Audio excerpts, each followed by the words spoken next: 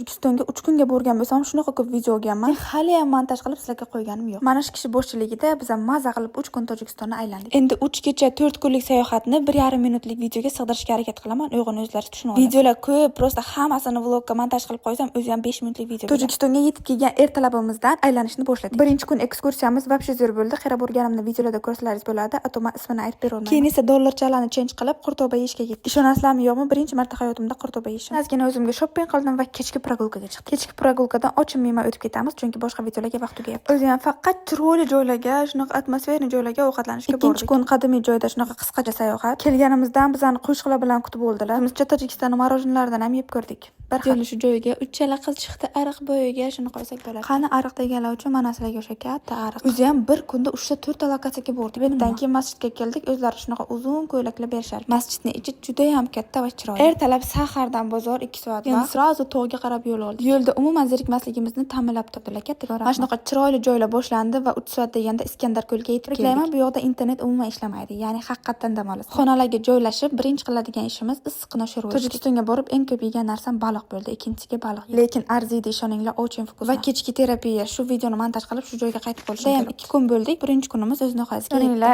Ertalabdan och qolib turdim. Tog'ning havosi baribir boshqacha. Zavtrikdan keyin shunaqa adrenalin oldim. Menga Iskandar ko'l juda yoqdi. Bilan obedda yo'lga chiqib uyga qaytdik. Shu bilan sayohatimiz ham o'z nihoyasiga yetdi. Bu manzarada umuman ketgim kelmadi. Xudo xohlasa yana qaytib kelaman. 4 kunimni 1,5 minut videoga sig'dirdim. Oxirigacha maza qilib ko'rgan bo'lsa, kommentarda yozib qoldiring. Hozircha esa всем пока.